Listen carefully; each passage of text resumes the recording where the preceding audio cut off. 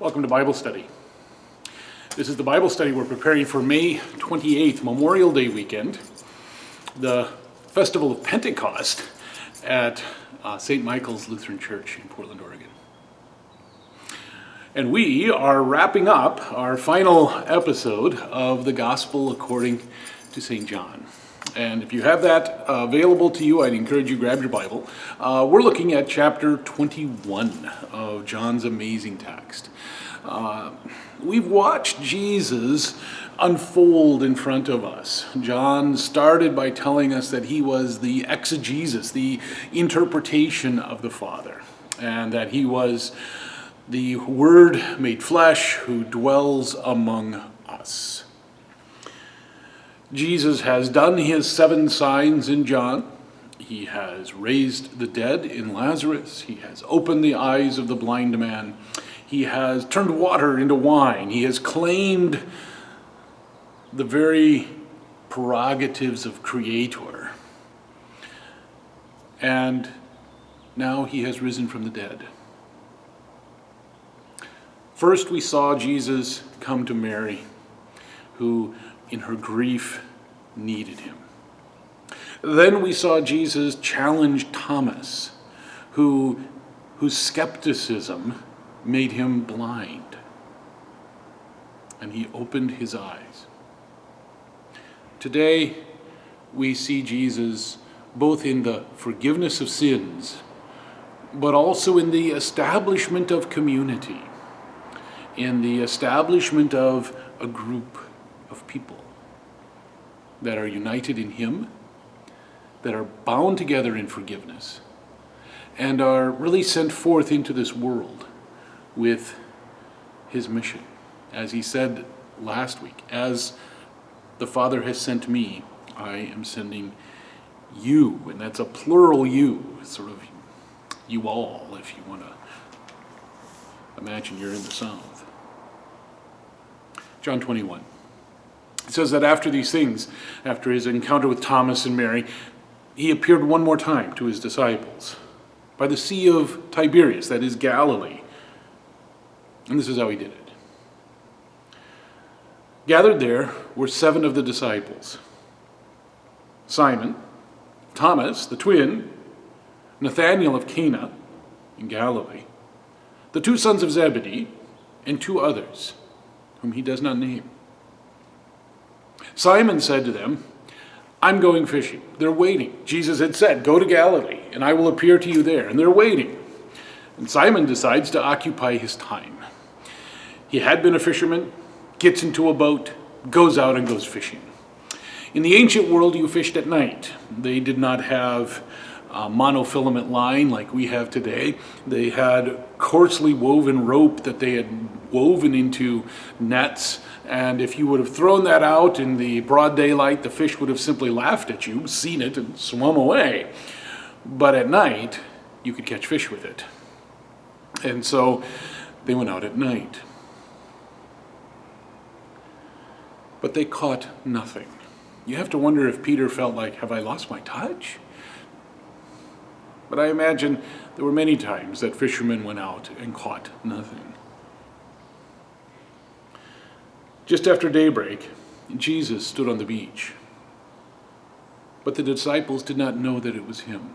Again, this is a regular feature. Jesus in his resurrection seems different, and yet he is the same. Will that be us in our resurrection? I think so. Jesus calls to them from the shore. You get the sense from the exchange that this may not have been an unusual thing to have happen, that fishermen oftentimes fish near the shore, and that people might have come out at daybreak and called and said, have you any fish? And that the fishermen would have said yes, and they would have pulled in and sold right from the boat. Jesus said, children, have you no fish? And they answered him, no. Well, then he said, well, try the other side of the boat, and you will find some. And so they cast it. And now they were not able to haul it in because there were so many fish. That disciple whom Jesus loved said to Peter, it is the Lord. In the miraculous catch, they recognize that's Jesus. Remember, if you read in the Gospel according to Luke, the call of Peter happened with a miraculous catch of fish. Jesus had been preaching on the shores of Galilee, and there was so many people, he needed to get into a boat. He grabbed Simon Peter, who was a fisherman, and brought him out there.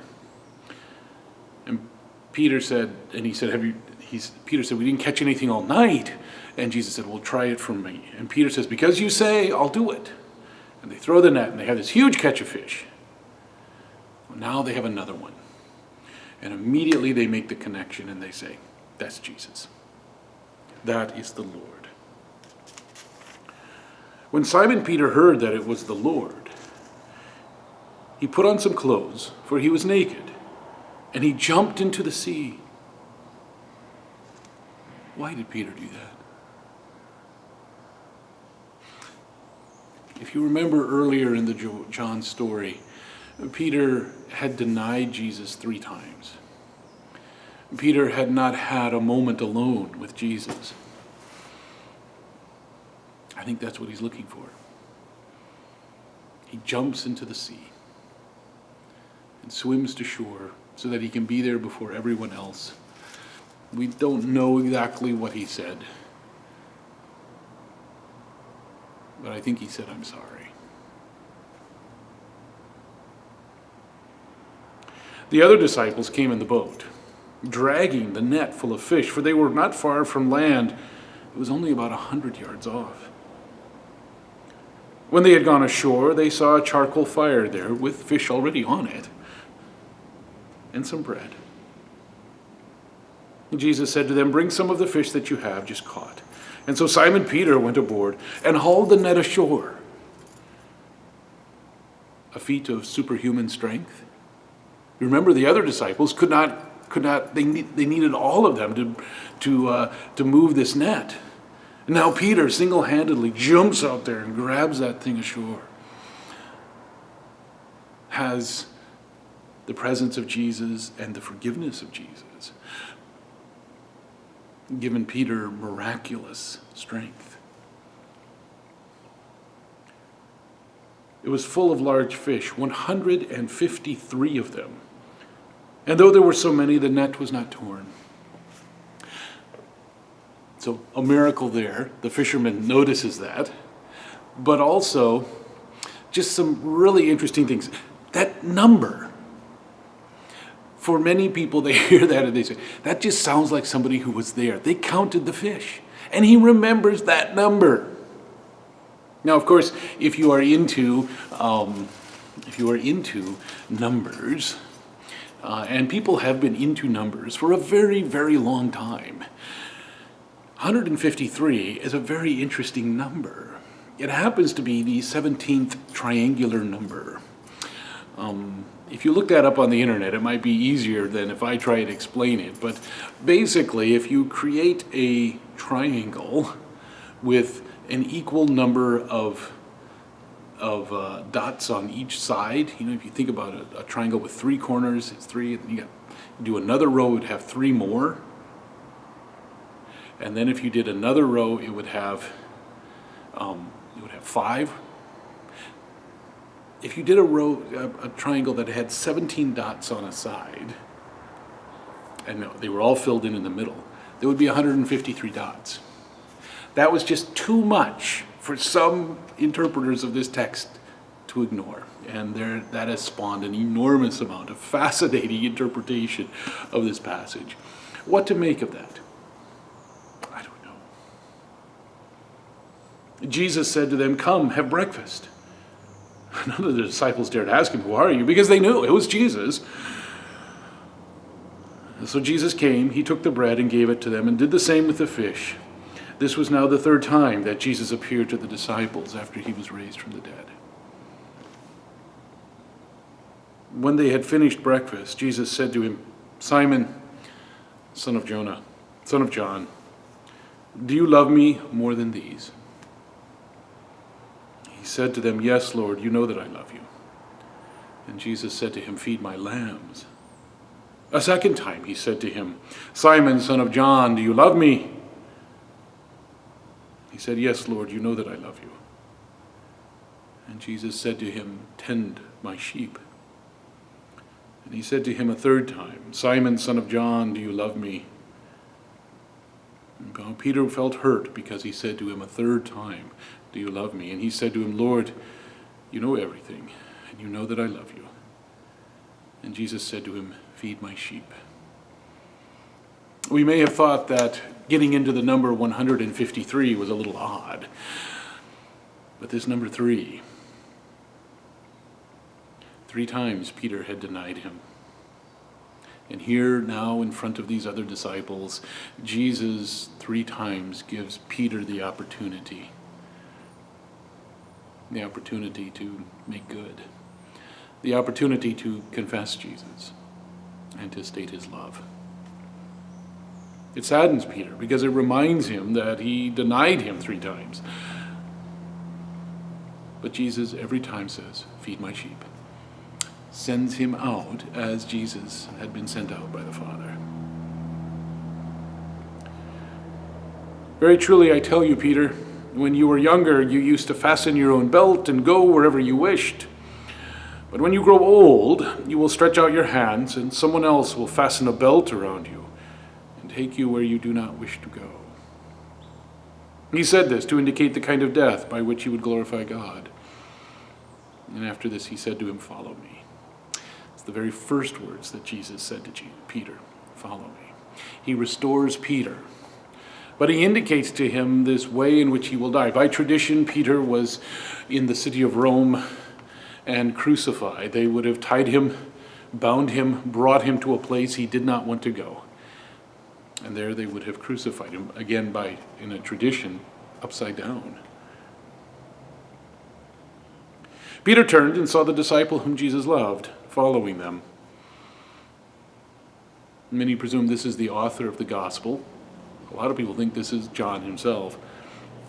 He's the last of the living apostles, writing this book in the 90s, probably himself approaching, if not already at his 90th year.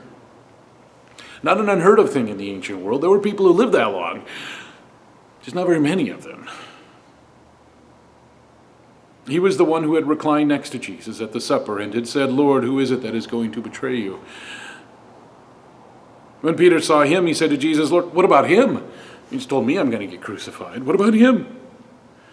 And Jesus said to him, "If it is my will that he remain until I come, what is that to you?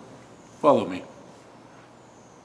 And so the rumor spread in the community that this disciple would not die. Yet Jesus did not say to him that he would not die, but only, "If it is my will that he remain until I come, what is that to you?" He didn't promise anything here. John's saying, I don't got a promise. I'm old. I don't know if Jesus is going to come back before I die or not. This is the disciple who is testifying to these things and has written them. And we know that his testimony is true. I'm an eyewitness, is what he just said.